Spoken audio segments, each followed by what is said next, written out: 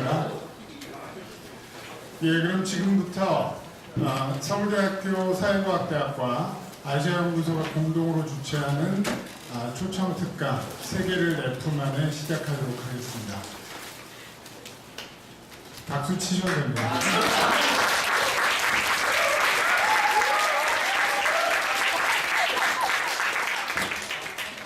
예, 먼저 오늘 특강 초청 인사를 간단하게 소개해 올리도록 하겠습니다. 우리 김종섭 회장님께서는 1976년 2월 서울대학교 사회복지학과를 졸업하셨고 서울대학교 최고 경영자 과정 33기를 수료하셨습니다. 지금은 서울대학교 관련해서는 총동창회 부회장을 맡고 계십니다. 그리고 79년부터 주식회사 스페코 대표이사 회장을 맡고 계신데 여러분들 잘 아시다시피 아스팔트 플랜트 그리고 최근에는 그 한라중공업 플랜트 부문까지 인수해서 한꺼번에 하고 계시고요. 멕시코의 스페코 윈드파워를 설립하셔서 요즘 녹색 에너지의 대표 주자로 부상하고 계십니다. 2002년 6월부터는 여러분들 아주 잘 아시는 그 주식회사 3위각기 대표이사로 재직 중이시고 아마 언론을 통해서도 잘 알려진 사실인데 몇 년 전부터 시작해서 지금 스타인웨이, 자일러, 백스타인 같은 세계 명품 피아노 회사를 모두 다 손안에 움켜쥐고 계십니다. 그리고 특이할 사항은 오늘 제복 입은 멋진 친구들이 많이 왔는데요. ROTC 8기이시고 현재 서울대학교 ROTC 동문회 회장 그리고 대한민국 ROTC 중앙회 명예회장까지 맡고 계십니다.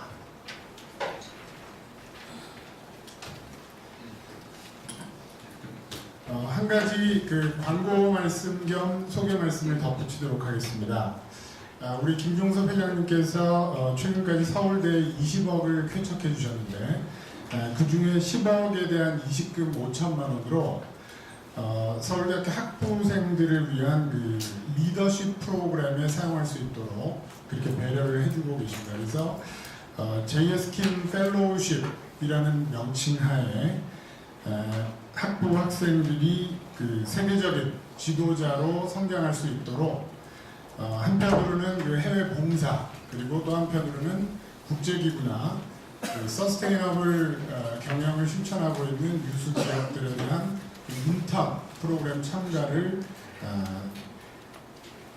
도와주시기로 그렇게 해놓은 상황입니다. 추후 공지가 되면 많이 신청해서 훌륭한 지도자로 성장들 하셨으면 좋겠습니다. 그럼 이 정도로 오늘 초청 인사 소개를 마치도록 하고 사회과학대학 학장님이신 임현진 학장님 인사 말씀 잠깐 듣도록 하겠습니다.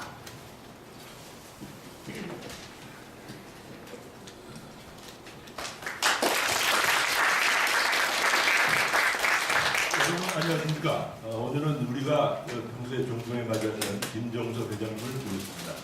여러분들 혹시 옛날 영화인데 세계를 그대 품 안에라는 영화를 보신 분은 아마 안 계실 것이고 기억하시고 계신 분이 계신지 모르겠습니다. 이 영화를 보고 물론 이것은 신분의 차이를 떠난 사랑에 관한 이야기입니다만은 꿈을 키운 소년이 한 사람이 있었습니다. 그분이 바로 김종섭. 그래서 소위 이제는 세계를 나의 품 안에 안고 계십니다.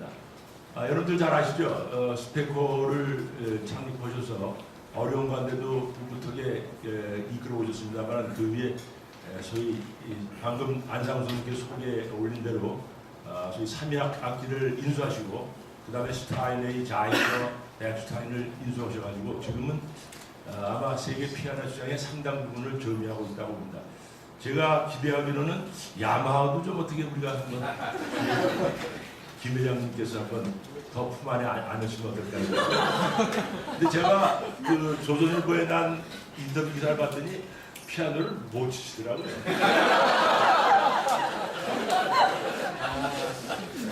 근데 자신은 치시는데 겸양의 말씀입니다. 저는 사실은 피아노를 못 칩니다. 근데 굉장히 후회가 많은 게 저는 운이 좋아서 어릴 때 신촌에 살 때 여러분들 아시죠? 이 가수 중에서 이 생각이 안 나네. 저 우리 서유석이라는 가수 있어요. 그 서유석 선배의 어머님이 이철경 여사라고 금난여 교장님 모셨는데 피아노를 잘 치세요. 그래서 저하고 형제들이 이분한테 피아노를 배우는데 남자가 이런 거 하면 안 되는데 저 도망가 버렸습니다. 그 피아노 앞에 있으면 겁이 납니다. 근데 피아노를 지금 만지고 있잖아요. 근데 저희 형제 중에서 한 친구는 그 피아노를 배워가지고 어딜 가도 두들기는데 참 스트레스를 많이 느끼고 있습니다. 근데 그 스트레스를 다 풀어주시고 계신 분이 전 세계적으로 풀어주시고 계신 분이 바로 김정석 회장님이라는 것을 말씀드리고 싶습니다. 김 회장님은 굉장히 흡인력이 강한 분이에요. 한번 뵈면 그냥 금방 친구가 되버립니다. 팬이 되버립니다. 솔직하시고 담대하시고 또 아주 화통하십니다. 그래서 오늘 아마 여러분들한테 매우 유익한 말씀을 해주실 걸로 알고 있습니다. 여러분들 오늘 기회가 되면 질문도 좀 많이 하시고 그래서 우리 김 회장님부터 그동안의 인생 역정을 통해서 여러 가지 훌륭한 교훈을 얻을 수 있으라고 생각됩니다. 바쁘신 가운데도 귀중한 시간을 내주신 우리 김정석 회장께 다시 한번 박수를 부탁드립니다.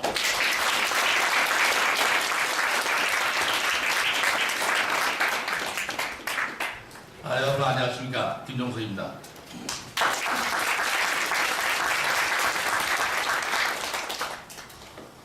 너무 거창하게 소개를 해주셔서 감사합니다.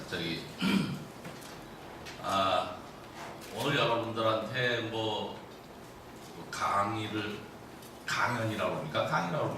해달라는 그런 부탁을 들었을 때 굉장히 걱정이 되더라고요. 그냥 말주변이 없는 사람이 이런 데 와서 얘기한다는 게 저한테 스트레스고 숙제입니다.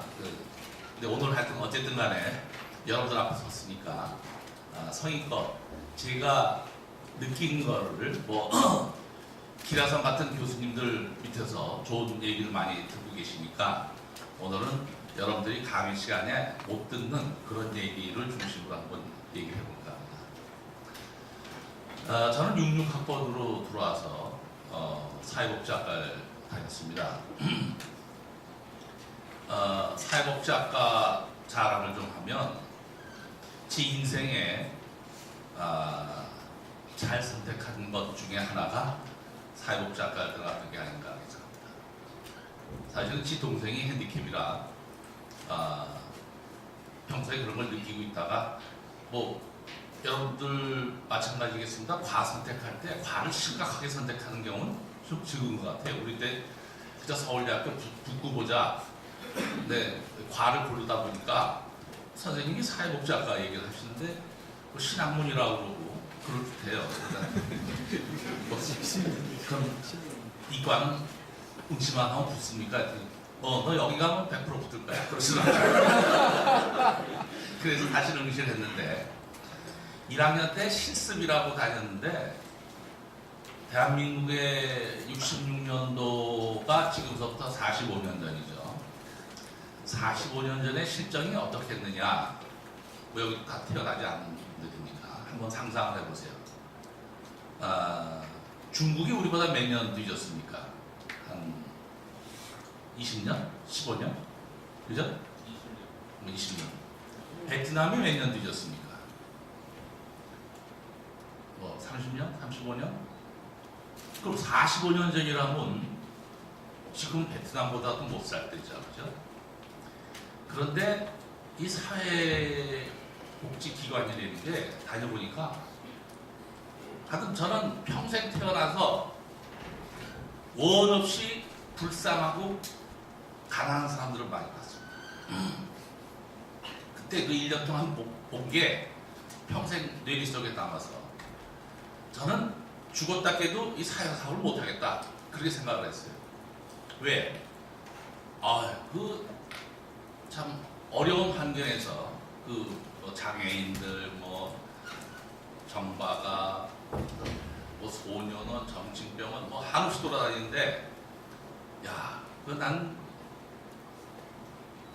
도저히 이걸 못하겠다. 그런데 몸으로 때우는 건 못하겠는데 돈을 벌어서 이 사람들을 좀 도와줄 수 없겠는가 그런 생각을 뭐 별로 철이 없을 때인데 그걸 하게 됐습니다. 그러니까 어쨌든 사회복지학과 한 덕에 돈을 벌어야 되겠다. 우리 흔히 여기 계신 분들도 뭐 성공하고 싶다, 돈 벌고 싶다 그런 생각 많이들 하시잖아요, 그죠? 근데 저는 그 왜 돈을 벌어야 되는가에 대한 철학이랄까? 좀 그런 걸 배웠습니다. 사회복지 개론을 배우면 돈 버는 게 네가 잘나서 버는 게 아니다 하는 식으로 가르쳐 주셨어요. 이 사회가 벌어준 거지. 예를 들어서 빌 게이츠가 아프리카에 태어났다고 생각해보세요. 또 100년 전에 태어났다고 생각해보세요. 그 사람이 세계 최고의 재벌이 될 수 있을까요? 그 시대에 맞는 몸도 약하고 그런 사람이 그 시대에 맞는 아이디어 하나 가지고 소프트웨어 하나 개발해가지고 억만장자가 됐습니다. 그러니까 결국은 누가 만들어줬어요? 그 사회의 그 여건이 만들어준 거 아니냐. 그런 걸 복잡해서 가르쳐줬습니다. 근데 제가 이렇게 여러분들 앞에 서서 지금 다 학창 시절이시니까 학창 시절에 해야 될 게 뭐냐? 제 아들이 36입니다. 36살인데 걔가 대학 갔을 때 제가 이런 얘기를 해줬습니다. 뭐냐면 대학 가서 네가 할 일이 뭐냐 했을 때 첫째가 공부겠죠. 자기 전공 과목이니 혹은 교양 과목이니 공부를 열심히 한다. 근데 그게 다가 아니다. 그거는 네 대학 공부에서의 3분의 1이다. 저는 그렇게 얘기를 했습니다. 그 3분의 2가 뭐냐? 저는 3분의 1은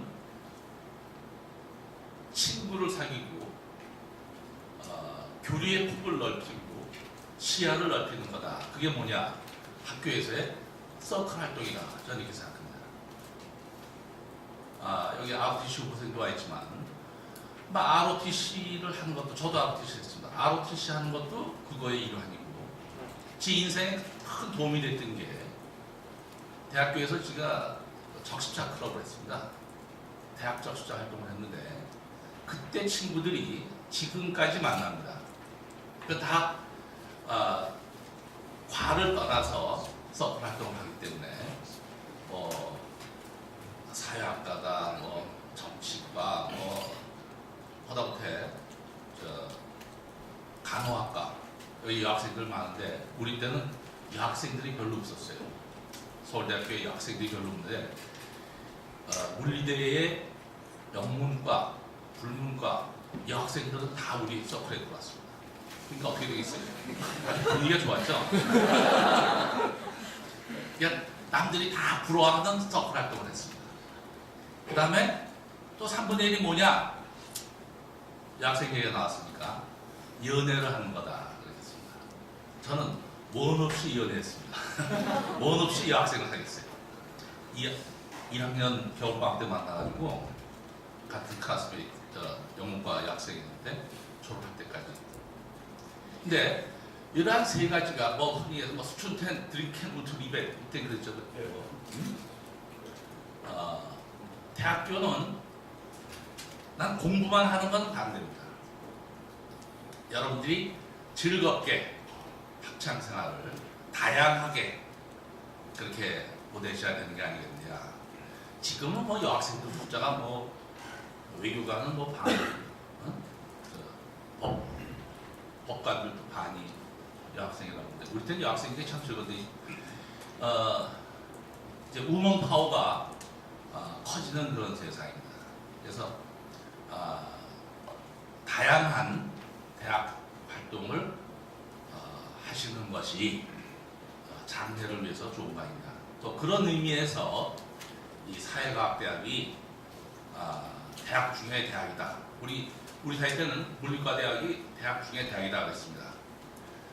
저 졸업해서도 CEO들 많이 만나면 나는 자랑스럽게 얘기하는 게 당신들처럼 뭐 돈 벌려고 상대 가고 법대 출세하려고 법대 가고 그런 사람이 아니다. 난 학교 학창 시절 때 인간관계를 배웠다. 이렇게 큰 소리 칩니다. 네, 여러분들이 지금도 딴 과목 다 들을 수 있죠? 탁과 과목도 많이 들으시고 그때 들었던 철학과 과목도 생각이 나고 여러분들 보니까 다양한 서클 활동 또 다양한 대학생들만이 누릴 수 있는 그런 시간을 가지시라 이걸 말씀드리겠습니다. 여기 뭐 세계를 내 품 안에 하는 그게 걸렸으면서도 저는 그 졸업하고 나서 ROTC를 갔다 왔습니다. 지금 군대가 18개월로 짧아지는 바람에 ROTC 지원자들이 적은데 사실은 굉장히 이왕 군대 생활을 한다면 장교로서 또 리더십을 키우는 그런 다양한 경험을 한다는 차원에서 이 남학생들은 ROTC를 저는 권합니다. 그런 좋은 경험을 할 수 있는 기회가 학교에서 주어졌는데 굳이 그걸 피할 필요가 없지 않느냐. 그래서 ROTC를 한 게 뭐 몇 가지 자랑 중에 하나가 서울대학교 나왔고 ROTC 했고 또 마누라 잘 만나서 세 가지가 제가 그것도 선택이니까 잘 선택했다고 그렇게 얘기합니다. 내 그 사무실에는 세계 지도가 내가 이렇게 앉아 있으면 저 건너편이 세계 지도가 걸려 있습니다. 이 세계 지도를 보고 있으면 뭐를 느끼냐 하면 우리나라가 참 작은 나라구나 하는 걸 느낍니다. 여러분 세계 지도를 100번 이상 쳐다보신 분 있습니까? 그래요. 우리 지금 이제 교수하고 계신 아버지 주부인데 오늘 이 자리에 오셨네. 나는 머릿속에 이렇게 쇠뇌라고 그러죠. 계속 보고 있다 보면 그게 자기도 모르게. 근데 전에서부터 우연치 않게 스페코렌 회사가 아스팔트 플랜트를 팔았는데 그 아스팔트 플랜트가 도로 포장을 하는 거 아니겠습니까? 근데 이 도로가 우리나라에서 예를 들어서 도로 포장을 하면 이게 전 세계에 나가면 얼마나 도로가 길이가 길어지겠느냐 그런 꿈을 가지고 무조건 가방 들고 세계로 나갔습니다. 인도네시아가 그 당시에 82년도에 인도네시아를 나갔고 또 중동에 우리 건설업체들이 진출할 때 전부 우리 아스팔트 플랜트를 갖고 나갔습니다. 그러다 보니까 참 세계를 상대로 비즈니스를 한다면 기회가 100배, 1000배 늘어난다는 걸 느꼈어요. 우연치 않게 피아노 업계에 발을 디뎠고 삽입 피아노라는 걸 갖다 인수해서 제가 2002년도에 인수했습니다. 2002년도에 인수 그냥 8년 됐는데 그 임직원들의 꿈이 이번에 저희가 인수한 스타인웨이의 하청 좀 맡았으면 하는 게 꿈입니다. 그 사람 스타인웨이 하청 공장이 되는 게 꿈이에요.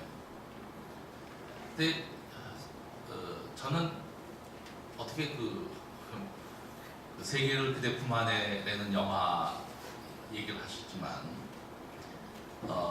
국민학교 때 그 영화를 봤는데 멋있어요. 그 미국 배우들 참 멋있지 않습니까? 그레고리 팩하고 안 브라이스라는 여배우가 나왔는데 그레고리 팩이 그 미국 선장입니다. 왜 그게 나왔냐 하면 그 얘기가 나왔냐면 그 선장이 알라스카를 미국의 러시아하고 흥정해서 사는 그 선장이에요. 근데 사실 그게 증명이 안 됐다고 그래. 그래서 그걸 기사는 못 쓰고. 근데 저는 그렇게 알고 있거든요. 그 선장이 그 알래스카에 모피 장사하다가 그 러시아로부터 그걸 사들이는 하게 된 그런 선장의 얘기입니다. 그러니까 알래스카가 우리나라 땅이 한 40배는 되는 것 같아요. 40, 50배 되는 것 같아요. 근데 그 얘기를 하다가 이제 저에게 나왔는데 그 뭐 일찍이 김우중 회장, 배우 김우중 회장도 뭐 세상은 넓고 뭐 할 일은 많다 하는 책도 쓰셨고, 그런데 우리가 젊었을 때의 꿈이 꿈꾸는 사람한테는 그게 실현이 되더라 하는 걸 느낍니다. 꿈도 안 꾸는 사람한테 실현되는 건 없어요. 교회에서도 두들겨라 그럼 열린다 그랬지, 두들기지 않는데도 열린다 그런 얘기는 아니죠. 그래서 여러분들이 학창 시절에 그런 꿈을 많이 키우셔라. 누구나 다 성공한 인생을 살고 싶어 합니다. 근데 그 방법은 각자가 선택하는 건데, 저희 김상균 교수나 최성재 교수 저 동기입니다만 학창 시절에 참 재밌게 지내면서 교수의 꿈을 키웠어요. 교수의 꿈을 키우니까 서울대학 교수가 되더라고요. 그러니까 어떤 친구는 저 친구는 교수가 될 거다, 저 친구는 뭐가 될 거다 하는 걸 대충 이미 그때부터 알 수가 있었습니다. 그러니까 여러분들이 꿈을 지금서부터 한번 키워보시는데,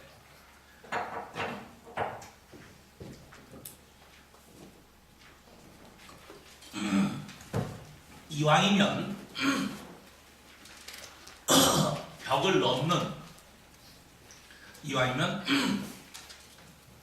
그 울타리를 넘는 그런 꿈을 키우시라고 말씀드리고 싶어요. 서울대학교는 대한민국에서 최고의 대학입니다. 여러분 다 효도를 한 거죠. 부모님들한테, 그죠? 서울대학교 갔으면 그걸로 효도를 한 겁니다. 근데 세계 지도를 놓고 보면 여러분들이 졸업하고 세계 시장으로 나갔을 때 여러분의 경쟁자는 한국이 아니에요. 이미 우리나라의 대기업들이 삼성이다, 국내에 안주한 기업은 성공하지 못하고 결국 세계를 무대로 뛴 기업들은 성공하더라 하는 그 샘플을 보고 계실 거예요. 그러면 여러분들이 서울대학이라는 틀에 안주해서는 안 되는 거 아니냐.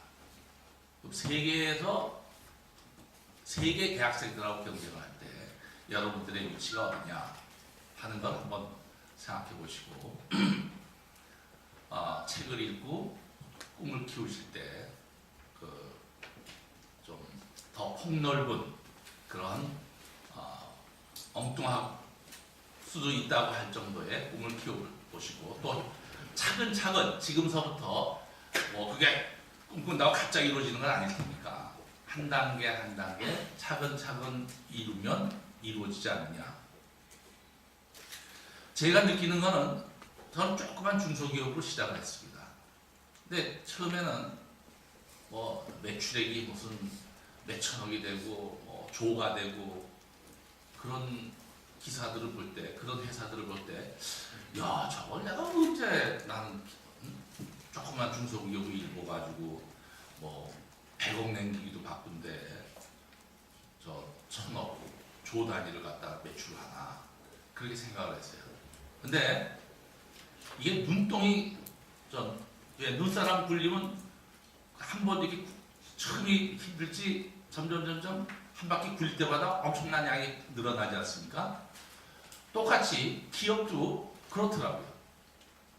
제가 35년 사업을 하고 있는데 최근 5년이 과거 30년보다 더 큽니다. 앞으로의 5년이 제가 이제까지 일구온 35년보다 더 클 것이라고 저는 느낍니다.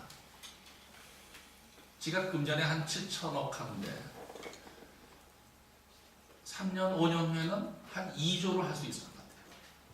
그러니까 불과 5년 전에는 엄두도 못 냈죠. 그러니까 그런 걸 느끼는 걸 보면서 이게 차근차근히 쌓아 올라가니까 어느 날 갑자기 이렇게 커지더라. 응? 회사를 열심히 일궈오다 보니까 뭐 복지 사업에도 관심을 가지고 이렇게 살아오다 보니까 작년서부터 금년 갑자기 상복도 터지고 갑자기 감투도 많이 늘어나고 그러니까 이게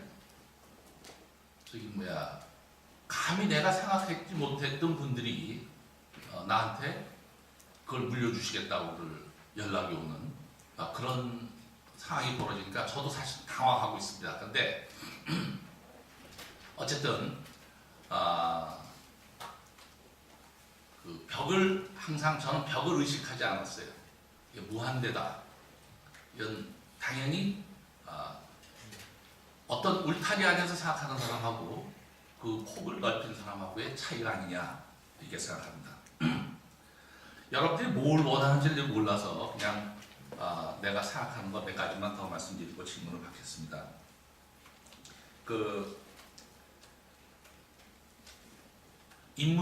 자연대학이니까 사회과학대학이니까 세계를 다니면서 이런 걸 느낍니다. 자본주의 요새 뭐 젊은 시절에 여러분들 이념 충돌이 많이 일어나지 않습니까?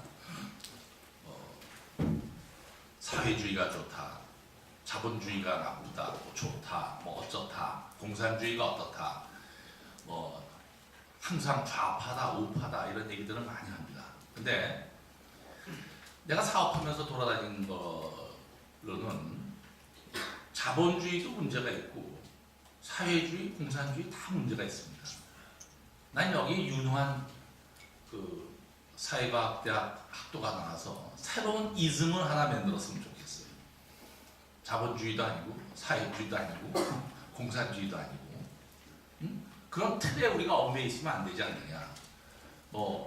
좀 새로운 철학자가 하나 나와서 아니면 사회과학을 연구하신 여러분들이 앞으로의 시대는 이런 시대가 돼야 된다 하는 그런 정신적인 지주를 만들어주는 것도 그렇게 되면 좌우 다툼이 없을 거 아닙니까? 예를 들어서 내가 사업하면서 전 사업을 재밌게 합니다. 절대 내가 돈 벌기 위해서 나를 희생하거나 이랬다고 생각 한 번도 해본 적이 없어요. 1년에 6개월 돌아다니는데 저는 뭐 여행을 즐기기 때문에 가면 관광지 있고 좋은 거 있다 그러면 뭐 반사 때려치고 가서 구경하고 다 합니다. 또 취미가 뭐냐 그러면 미인하고 점심 먹는 게 취미라고 합니다. 네, 스페코 운영할 때는 얼굴이 별로 안 팔려서 여자분들하고 데이트를 해도 별로 신경을 안 썼는데 요즘은 신문지상에 좀 나오다 보니까 이제 점심도 마음대로 못 먹어요. 조선일보에 보면 점쟁이 얘기가 나옵니다. 근데 정말로 점쟁이 한마디가 저한테는 굉장히 인생에 도움이 됐어요. 여러분 토정비걸 보십니까? 토정비걸 보시는 분? 예, 저는 토정비걸 꼭 봅니다. 근데 하루는 컴퓨터 박사가 토정비결 하는 책이 있는 게 나와서 내가 한번 읽어봤어요. 근데 뭐냐면 그런 얘기예요. 토정비결에 이렇게 문구가 여러 가지가 있는데 남과 다투지 마라. 손재수가 있다. 또 원행을 조심해라. 건강을 해칠 수 있다. 또 동쪽에 길이 있다. 귀한 손님이 나타나서 잘 풀릴 거다. 뭐 이런 얘기입니다. 뭐냐면 그게 소위 경구라고 그러네요. 남과 다퉈서 득될 일 있습니까? 그렇죠? 괜히 쓸데없이 여기저기 돌아다니다가 밤에 누구한테 뭐또 터지든지 아니면 여행 잘못해갖고 물 갈아 먹다가 배탈 나고 쓸데없이 돌아다녀서 득될 거 하나도 없어요. 건강에. 또 이거 사업 안 돼서 뭐 일이 안 되면 죽겠는데 어디 동쪽에서 귀인이 나타난대. 희망을 줍니다. 그러니까 그 토종 비결이 전부 그런 식이에요. 그러니까 그게 나쁜 얘기가 아닙니다. 그 당시에 난 토종 선생이라는 분이 서민들한테 엄청난 희망과 지혜를 준 게 아니겠느냐. 근데 거기에 하나 또 나오는 얘기를 하나 소개하겠습니다. 남산골 밑에 선비라고 맨날 책만 보고 앉아있으니까 뭐 돈이 들어오겠어요? 쌀독이 거들거들 하는데 어떤 친구가 와서 상담을 합니다. 선생님, 지가 지붕을 고치려고 그러는데 태기를 좀 해주십시오. 언제 하는 게 좋겠습니까? 그러니까 토종 선생님이 지붕이 어떤데? 비가 셉니다. 그래. 그러면 지금 돌아가서 오늘부터 시작을 하게. 그렇게 빨리요? 빨리 할수록 좋아. 그러니까 이 친구가 한 보름 후에 찾아왔습니다. 선생님 덕에 비 하나도 안 맞고 잘 끝났습니다. 뭐냐? 쌀 갖고 와서 이제 그냥 막 그 와이프가 여보, 근데 당신 그거 어떻게 맞췄어? 그러니까 아니 그 장마철이 곧 오는데 지붕에 비가 샌다는데 그럼 빨리 해야지. 그걸 뭘 날짜 기다리고 있어. 무슨 얘기냐 하면 토종 선생은 1년 365일 계절의 변화를 다 꿰차고 있었다 이거죠. 그렇잖아요. 우리 6, 7월 되면 생선 먹고 생선 잘못 먹으면 상한 음식 먹게 되고 점쟁이들이 하는 게 되게 제가 그 토종 비결 해갖고 내 그 이력 보시면 알지만 대한항공에서 비행 승무원으로 2년 있었습니다. 그때 스튜어디스가 400명인데 스튜어디스가 나만 보면요 와서 막 깡충깡충 뜁니다. 반갑다고. 그리고 손 내밀었어요. 손 내밀고 그거 봐달라고. 그러면 나는 이쁜 아가씨면 그 손을 10번은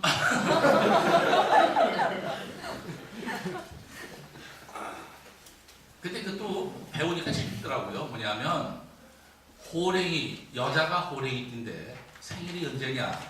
그럼 음력 6월이에요. 또 음력 6월이면 우리나라 산이 어떻습니까? 녹음이 우거졌죠? 근데 그 시가 새벽 1시야. 그럼 어떻게 될까? 새벽 1시에 그 산속에 수풀이 우거진데 호랭이에요. 무서울 게 하나도 없죠? 응? 다 지 세상이야. 여자다. 그럼 어떻게 해? 드세죠?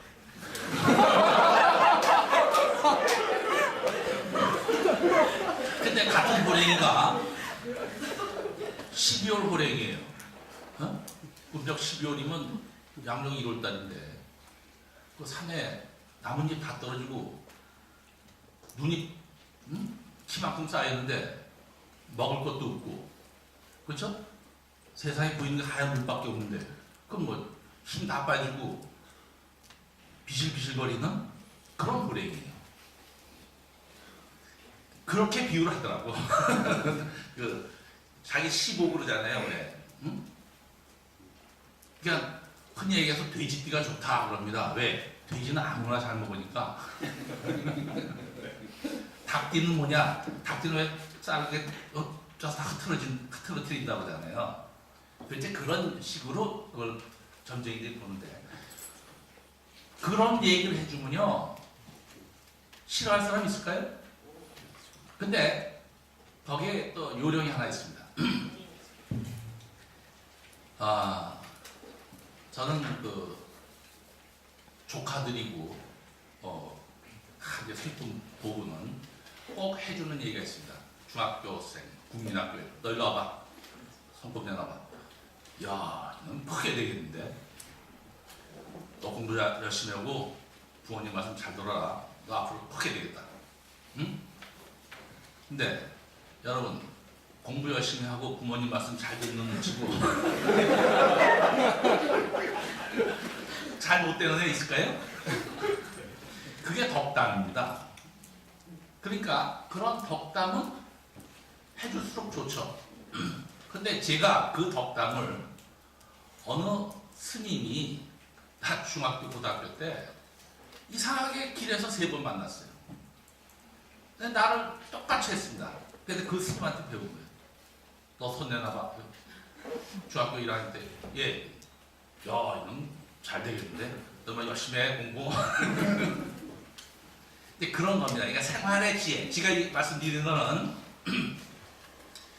토정 선생식의 생활의 지혜를 이번에 돌아가신 성철 누구죠? 법정 스님이 뭐라고 했습니까? 혹시 내가 얘기한 것 중에 미진한 게 있으면 자연이 가르쳐 줄 것이다 그랬잖아요. 저도 그렇게 이해했습니다. 그 자연 쳐다보고 앉아있으면 365일 변화가 거의 답이 있어요. 다. 여기 사회과학대학생들이니까 그런 여러분들이 그 공부를 많이 하셔서 그런 재미있는 책도 쓰셔갖고 꼭 교수만 되는 게 아니라 그죠? 토종 선생님처럼 그거 지금 몇백 년 지났는데 지금도 그거 저처럼 그 아주 애독자가 있습니다. 매년 그거. 근데 어디 가서 인기맨이 될 때 토종비결 한 권만 들고 나타나면요, 12월 1월 달에 거기 있는 사람 다 내 팬 되는 거예요. 아까 또 우리 이면진 학생님이 그랬는데 간단해요. 그런 비결을 알아야 됩니다, 여러분들이. 그러니까 제가 사회과학대학을 나온 덕분에 그 상대나 법대 애들보다 그런데 좀 다양하고 그런 게 이 사회과학대학에서 커온 게 아니겠느냐 이렇게 생각합니다. 이 정도로 끝내고 여러분들 혹시 궁금한 게 있으시면 받겠습니다. 감사합니다.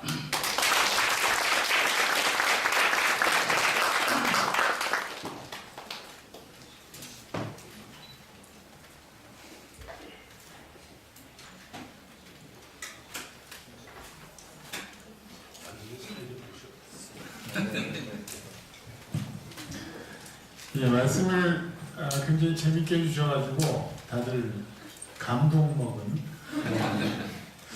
저 궁금한 거 있으면은 질문들 해주시죠. 한 가지 빼놨는데 제가 대학교 때 말이죠. 우리 때는 가정교사를 했습니다. 돈들이 없으니까 이제 가정교사인데 저는 1년에 한 달 정도 가정교사를 합니다. 왜냐하면 이 데이트 비용이 아버님한테 받는 돈이 좀 적으니까 그때 서울대학교 등록금이 한 15,000원, 2만원 했나요? 12,000원인가 했던 것 같아요. 12,000원. 근데 아버님이 저한테 용돈을 3,000원씩 주셨어요. 그때 그 당시에 쥐뿔도 없는 놈이 역사한테 잘 보이느냐고 시청 앞에 최고 레스토랑을 데리고 가면 한 2,000원 들립니다. 그 한 번은 최고 레스토랑을 데리고 가고 그 다음에 나머지 한 달 동안은 계속 라면, 김밥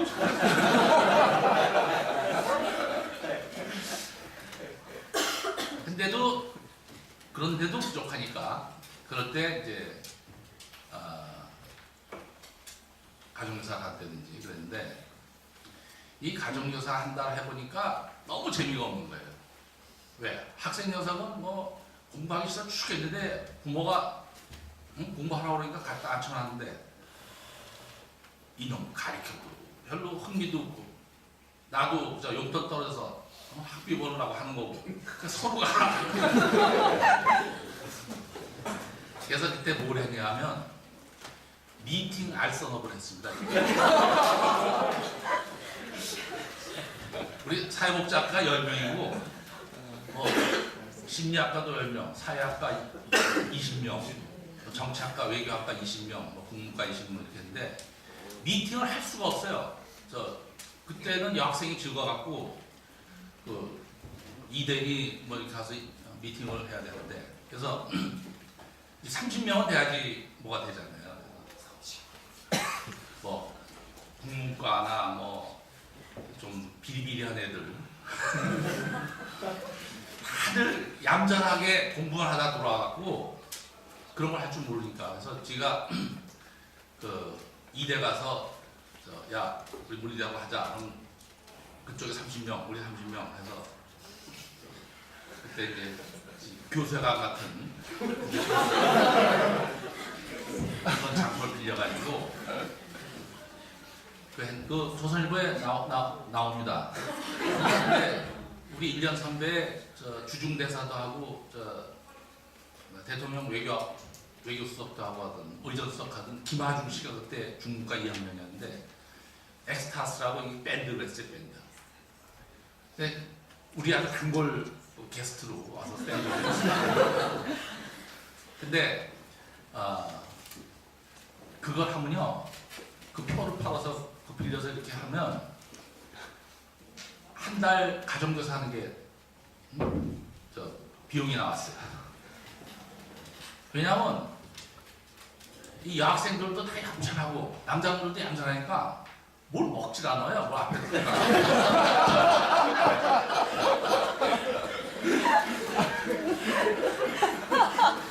그러니까 그때는 콜라도 무슨 코카콜라 이런 게 아닙니다. 뭐는 럭키 콜라 이름도 그냥 설탕물이죠.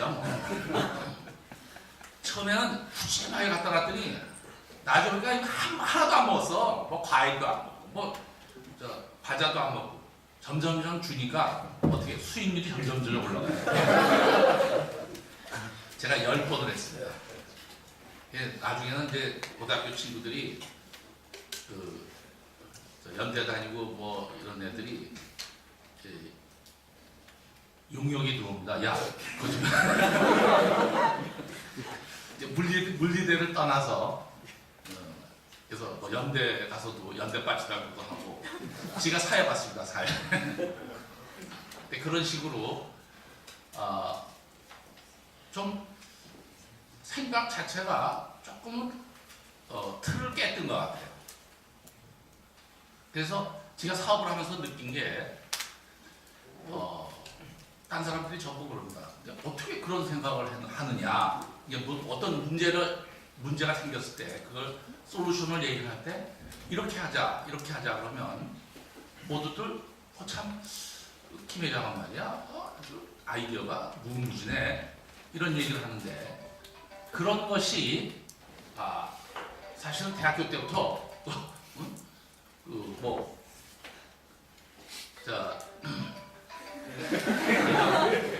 어떻게 끄는 줄 몰라요.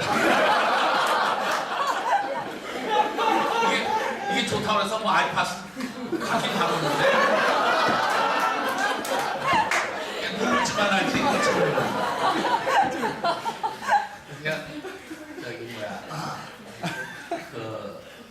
조금 남하고 달라야지 요즘은 성공합니다. 남하고 똑같이 해서 성공할 수 있는 기회가 이제 적어지죠. 그러니까 뭐 남보다 조금 앞선되는 게 조금 딴 생각을 하는 게 그게 조금이라는 게 엄청나게 차이가 나더라고요. 제가 자랑을 좀 하겠습니다. 스타인웨이를 인수했습니다. 스타인웨이가 이제 여기 사회과학대학에서 잘 모르실 거예요. 음대 가면요. 아니 진짜 스타인웨이를 인수했어요. 이 진짜가 없습니다. 대한민국에 내노라 하는 사람들한테 친구가 그 친구가 이번에 뭐 스타인웨이 뭐 이름을 잘 모르니까 스타인 어쩌고 하니까 스타인웨이요? 그런 것 같은데요. 그랬더니 그건 아닐 겁니다. 그래. 그 정도로 세계의 명품 피아노고 피아노만 있는 게 아니라 뭐 명품 심포니를 구성하면 그 안에 드럼서부터 관악기의 반이 그 회사 제품입니다. 특히 피아노는 외국의 유럽이나 미국의 자존심입니다. 그냥 부잣집에 몇천만 불짜리 저택에 갔는데 스타인웨이 피아노가 안 놓여있더라. 그럼 그놈은 촌놈입니다. 전 세계 아트홀의 98%가 스타인웨이예요. 저희 3위 피아노는요,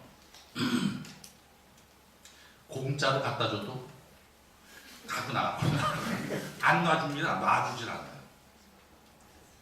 그래서 그 서름을 갖다가 씻으려고 백스타인도 인수하고 자일러도 인수하고 독일 피아노를 인수했는데, 그 백스타인 피아노는 예를 들어 우리나라 예술의 전당 같은데 피아노가 5대가 있는데 거기 우리 거 그냥 공짜로 한 대만 좀 놔주셔. 백스타인은 놔줄게요. 이런 식이에요. 그 정도입니다. 근데 전 세계 피아니스트들이 돌아다니지 않습니까? 그 사람들이 가서 아트홀을 갔는데 스타인웨이 피아노가 안 놓여있으면 연주를 안 합니다. 그러니까 안 갖다 놓을 수가 없죠.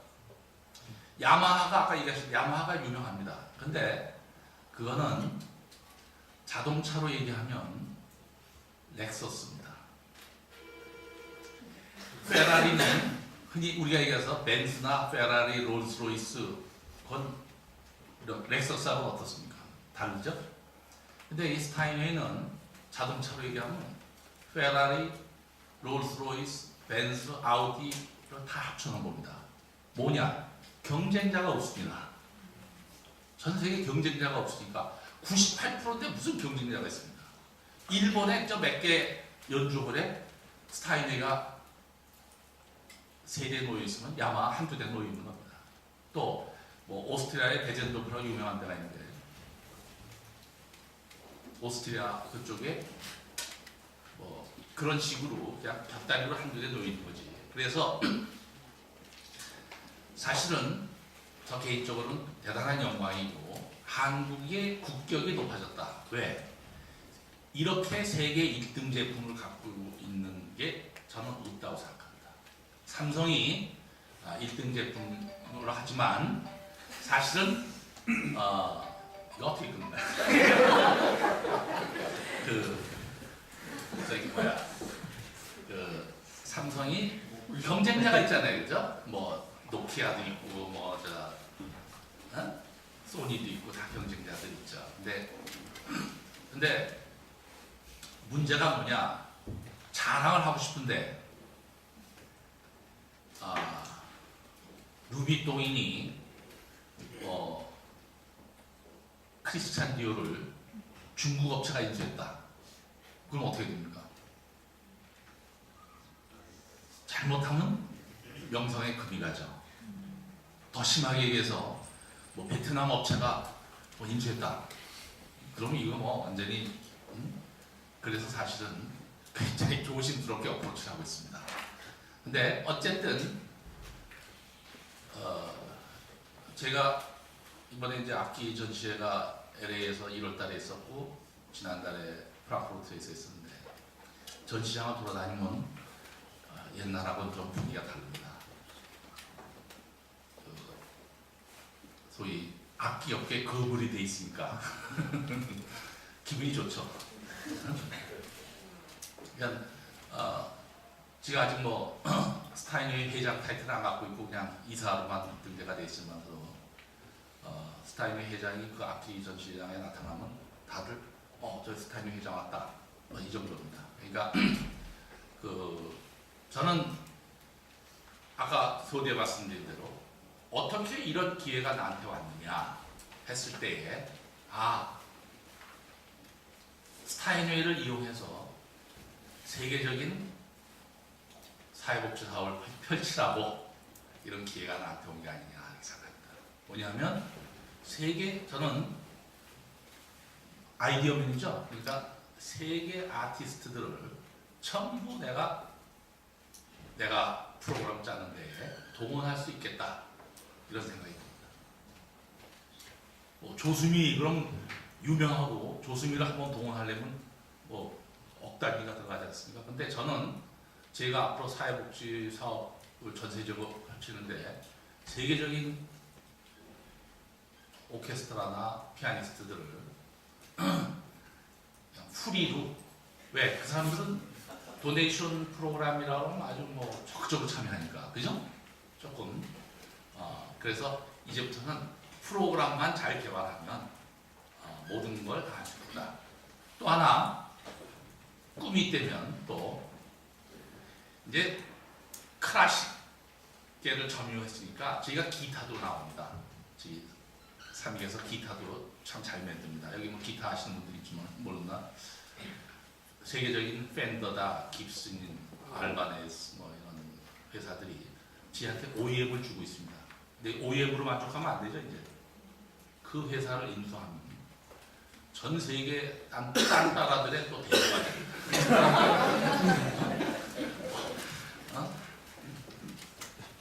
통기타 가수부터 시작해서 그러니까 그런 모든 아티스트들의 동원할 수 있는 그런 파워가 생기니까 굉장히 그런 데 대해서 지금 개인적으로는 익사이팅하고 젊어졌다 이렇게 느끼면서 야 앞으로 한 20년은 더 내가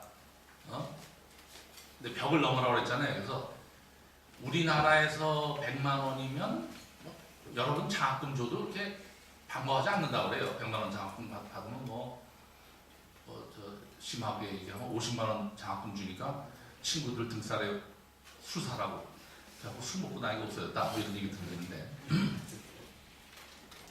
아프리카에 1000불이면 100명의 고아들이 한 달 생활합니다. 그러니까 저는 못 사는 나라에 한 20개국에 매년 한 나라씩 선정해서 20개국의 복지센터를 만들고 한 1000명씩 한 2만 명 정도를 애겨주고 또 학교 보내주고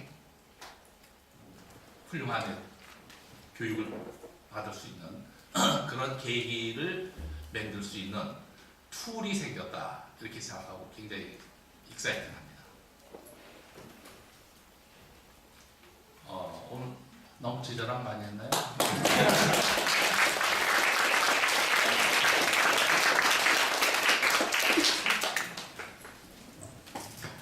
궁금한 것들이 많을 것 같은데 뭐 자유롭게 편하게 질문해도 좋습니다. 우리 예. 보셨겠지만 예?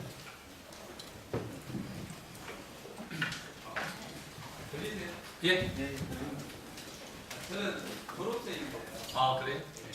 저는 여행에 있습니다. 아 예. 지금은 이제 작은 회사를 시작해서 하는데 우연히 지난 주말에 대형에 왔다가 그 회장님 강연 블랙카드 보고 왔거든요. 제 질문은 우리대 사회과학계 또 대학도 마찬가지고 서울대학 학생들이 진로에 분들이 많이 있다 보니까 그래서 회장님이 만약에 지금 사람을 뽑으실 때 어떤 점을 보시는지 저도 도움이 될 것 같고요. 두 번째로 또 여기 우리 서울대생 우리 기업이나 또 조직을 선택할 때 어떤 점을 보라 또 조언해 주고 싶으신 마지막으로 시간 있으시다면 스타일웨이 인수 왔을 때 기억에 남는 비유와 하나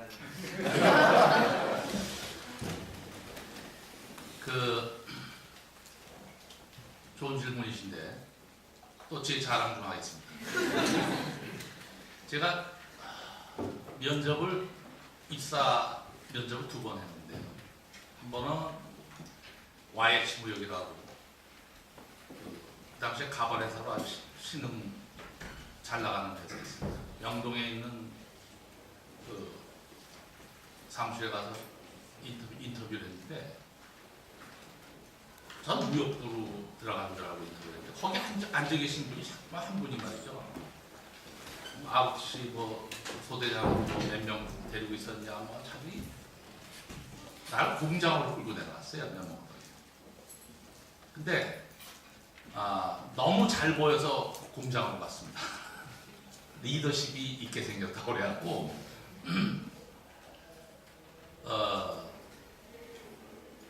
그래서 400명 여공이 400명입니다. 여자 공원이 400명짜리에 내가 슈퍼바이저를 갖다 한 달 하고 관뒀습니다. 왜냐? 제가 사회복지 배웠는데 거기 가니까 너무 불쌍해요.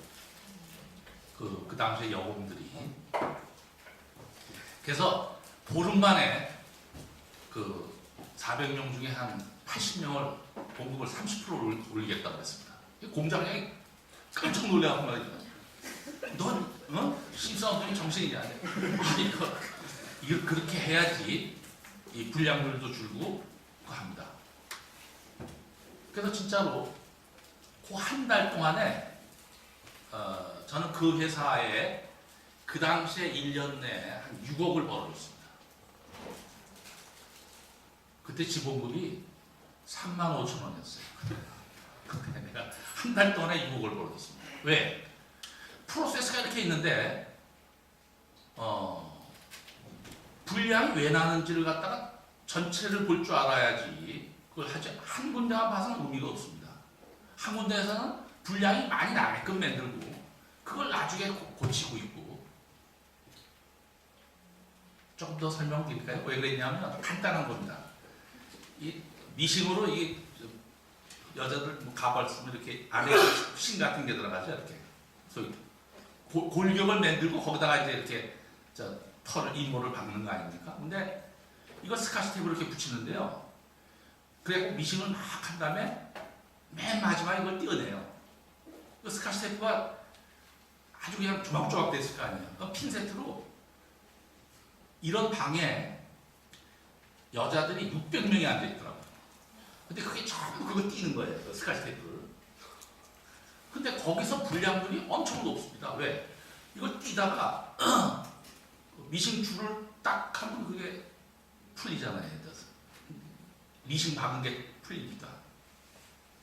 그래서 저는 이렇게 돌다가 야 그럼 스카치 테이프 길이를 줄여보자. 8cm로 자르고 있는 거를 5cm로 줄여보고 예를 들어서 4cm를 줄였다. 그럼 어떻게 됩니까?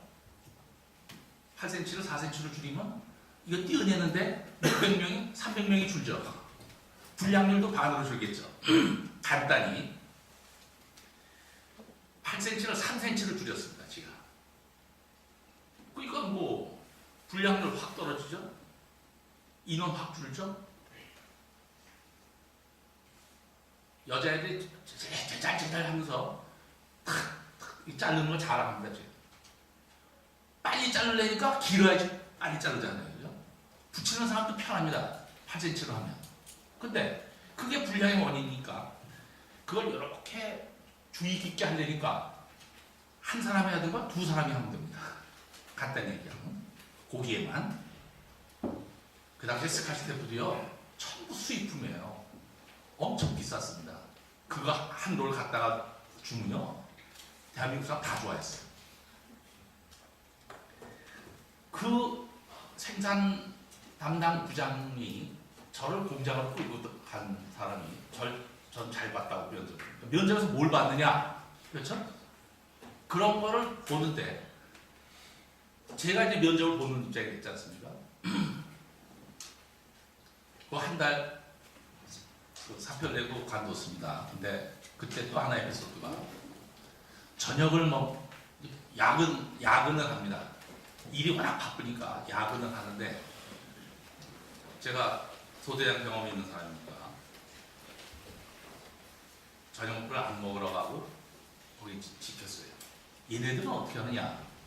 그러니까 여공이 한 4,000명 될 테니까 그 식당을 운영할 수가 없습니다. 그러니까 그 당시에 삼립빵을 하나씩 먹이는데 그 군대식으로 이렇게 타다가 나눠주는데 400명 우리 반이 400명인데 빵 400개를 타오면 그게 남을까요? 부족할까요? 먹는 거니까 당연히 부족하죠. 그죠? 뭐 우리 군대 다 생활해봤으니까. 근데 애들 다 먹는데 몇 명은 이렇게 하고 누워있어요. 그래서 내가 반장한테 쟤네들은 왜 저러냐 그랬더니 얘기를 안 하고 우물우물해요. 그래서 무슨 얘기를 해봐라. 왜 그러냐 하니까 빵을 타오면 400개를 타오면 항상 한 20개가 부족하다 이거예요. 그러니까 20명씩 돌아가면서 굶어요. 그렇잖아요. 아주 딱 체계화돼 있어서 20명씩 돌아가면서 굶는다. 그래서 내가 누굽니까? 그래서 공장장한테 건의를 했죠. 미팅을 하는데 그 빵이 부족하다. 근데 총무에서 와니까 막 화를 내는 거야. 이거 우리 팀 말이야 전량 다 해줘도 항상 부족한 겁니다. 그러면 당신 말이야 400개를 할 게 아니라 420개 10% 더 줘. 그러면 돌아가면서 내가 20개씩 더 주겠다. 이럴 때 박수 쳐야 돼. 조그만 아이디어지만 그렇잖아요. 빵 40개인데 왜 굶겨 애들을 20개씩 더 주면 되는 거지. 공장 장품 그 자리에서 오케이. 왜? 그 빵가 얼마 됩니까? 그때 돈 억수로 벌 때인데 진짜 그때 가발 회사들은요 엄청 돈을 벌었습니다. 근데 문제는 제가 내가 이거 여기서 35,000원 받으려고 내가 이거 별보기 운동, 그러니까 야구까지 하면 별보기 운동 아니야. 아침 새벽에 나왔다가 저녁에 밤늦게 들어가니까 내가 이렇게 해서 이렇게 하려고 내가 서울대학교 나온 거 아닌데 그런 생각이 드는데 대한항공에서 승무원을 뽑는다고 그래요. 승무원이 뭐냐? 근데 승무원이 뭔지도 몰랐어요. 그랬더니 마침 제 선배가 거기 과장으로 있어갖고 뭐 비행기가 왔다 갔다 하는데 그거 괜찮아? 스튜어디스 말이야 데리고 다니고 재밌어 그러시다. 얘 눈이 확실히 뜨이는 거예요. 그래서 응시했죠. 5명씩 들어갔는데 면접에 5명씩 들어갔는데 조중훈 회장, 조중건 회장 그래 5명인데 조중훈 회장이 날 보고 말이죠. 첫 번째 질문이 뭔지 아십니까? 자네 애인이 있나? 그래. 면접에 들어갔는데 자네 애인 있나라고 물어보시는 거예요. 이게 난감해서 있다 그러면 이거 완전히 플레이보이 같고 없다 그러면 이거 쪼다 같고 그래서 전에는 있었는데 요새는 없습니다.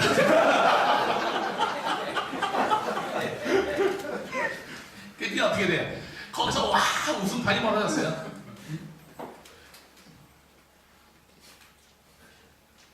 그 옆에 있던 조준건 씨가 자네 전공이 뭔가 사회복지입니다. 네. 우리나라에 사회복지가 있어? 그러시는 거예요. 그래서 왜 없습니까? 사회복지는 뭐 많이 있습니다. 알았어. 그러고 끝났습니다. 나오니까 나머지 4명이 축하한다고 왔더라고요. 근데 재밌는 게 아마 조중훈 회장이 자기 딸을 나한테 주려고 했던가 이 생각합니다. 뭐냐 하면 면접에 그 키포인트를 알고 들어가야 됩니다. 저는 그 면접 들어갈 때 양복이 이런 책장 색깔, 그것도 이렇게 마집에서 아주 양장지 같은 그런 좀 멋을 부렸습니다. 약간 노란색 이렇게 와이셔츠에다가 넥타이도 미제로 약간 좀 서울 냄새가 났죠. 그러니까 승무원이라는 게 뭡니까? 해외를 돌아다니는데 촌스러운 사람 다시 약간 늦게 해서 하기 참 어려워요. 그러니까 상대방이 뭘 원하는지를 알아야 된다. 저는 그렇게 하고 거기에 맞춰서 해라. 저는 여기 서울대학교 나오신 분들 면접 보면요 겁납니다. 왜 겁나냐? 희귀조이거든. 서울대학교 구경을 못해요. 이 중소기업에서는 서울대학생 구경 못합니다. 이미 우리나라에서 서울대학 출신 구경 못하는 회사가 5% 될 거예요. 대기업 한 30개 빼면 나머지는 서울대학교 학생 구경 못합니다. 요전에 동아제약인가 무슨 제약회사 회장님이 총장님한테 항의를 하시더군요. 아이, 저희는 서울대학교 학생 구경 못 해본 지가 지금 몇 년째인지 모르겠습니다. 그러니까 정원을 좀 늘려주십시오. 그러고 얘기를 하죠.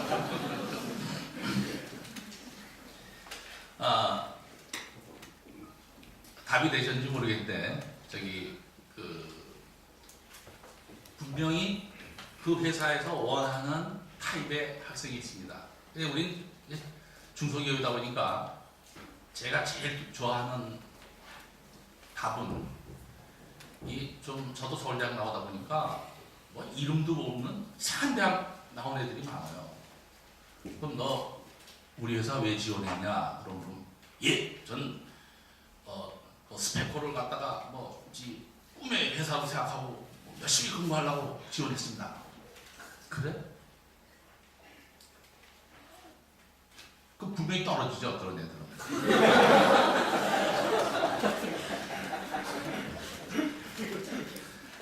정답이 뭐냐? 왜 지원했냐? 좀 이름 있는 좋은 회사 응시했는데 한 3번 낙방했습니다. 그래서 중소기업으로 문을 돌렸습니다. 이게 정답이에요, 그죠? 아니, 삼성이니 좋은데 다 놔두고 SK 좋은데 놔두고 왜 중소기업에 와요? 갈 수가 없으니까 온 거죠. 그 다음에 제가 또 묻습니다. 그래서 너 왜 그 좋은데 못 들어갔어? 왜 삼성에 원서도 못 냈습니다. 왜 원서도 못 내서? 학교 때 공부를 안 해갖고 좀 이류 3류 대학을 나오다 보니까 자신이 없어서 못 냈습니다. 그래? 그거 정답이죠, 그죠? 철 없을 때, 중학교, 고등학교 때 여러분들은 철이 있어갖고 열심히 공부했고 2류, 3류 간 애들은 철이 없어갖고 공부 안 한 거예요. 근데 그러다 보니까 점점 뒤처지는 겁니다. 그러면 또 중소기업에 가서 인생 역전 드라마 한번 펼칠 거냐? 그럼 또 공부 안 할 거야? 그럼 네 동기들하고 삼성 간 애들하고 너 인생 경쟁하는데 너 나고 해갖고 지금 시작하는 거 아니야? 그럼 어떻게 너 할 거야? 이제 좀 철이 들었습니다. 이제 뭔가 좀 알 것 같습니다. 한번 어금연구 하겠습니다. 이게 정답이에요. 그러니까 자기 상황을 진솔하게 얘기를 해야 된다. 전에 법대 출신이 경력사원에 응시했어요. 보니까 대우 뉴저지 지점장. 스펙은 조금만 해서 하도 반가워서 내가 혹시나 하고 면접을 했어요. 면접을 하니까 왜 우리 회사 응시했느냐? 자기가 뉴저지에서 애 낳아서 키우다가 서울 발령받아서 들어오니까 애가 어떻게 됩니까? 한글을 모르니까 학교 가서 왕따야. 단어에 대해서 얘기해라. 아니, 미국에서 공부하던 애가 들어와 단어가 뭔지를 어떻게 알아? 그러니까 맨날 붙잡고 부모가 걔 가르치다 같이 운답니다. 그래서 이제 애가 정을 붙여서 다닐만 한데 또 싱가포르로 가라고 발령이 났다 이래. 근데 싱가포르 가서 또 3년 살다 돌아오면 또 그 짓 할 텐데 이거 진짜 못 나가겠습니다. 그러고 응시를 했더라고요. 그냥 후배 부르니까 그러지 말고 그러면 회사에다가 진솔하게 나 이래서 어려우니까 국내에 어디 딴 자리 있으면 주십시오 하고 말씀을 드리라. 그런 기회가 올 거다. 그 친구가 다시 찾아왔어요. 예, 저 광주로 발령받았습니다. 그거 지방에도 가겠냐? 그럼 그래서 가겠습니다. 그래서 광주로 발령받아 고맙습니다. 선배님. 그러고 하더라고요. 그런 식이에요. 그러니까 진솔하게 의논하고 하면 저는 뭐 서울대학교 출신이 온다고 아주 뭐 환영하죠. 근데 전 사람 욕심이 많아갖고 지가 회사 키우게 된 동기 중에 하나도 스페코가 인원이 한 100명밖에 안 될 때 서울대학 출신이 7명 있었습니다. 그냥 어디다가 그 임원 명단 내면 다들 깜빡했어요. 아이고 어떻게 이렇게 소위 스카이대학 서울대학 7명, 뭐 연대 2, 고대 2, 한양대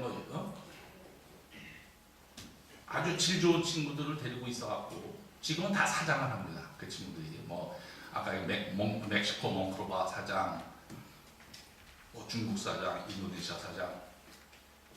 인도네시아 사장 같은 경우는 3위기에 들어가서 이렇게 이력들을 보니까 서울대학 출신이 한 명 있는데 서울공대 나온 친구인데 대리로 있어요. 8년 전에.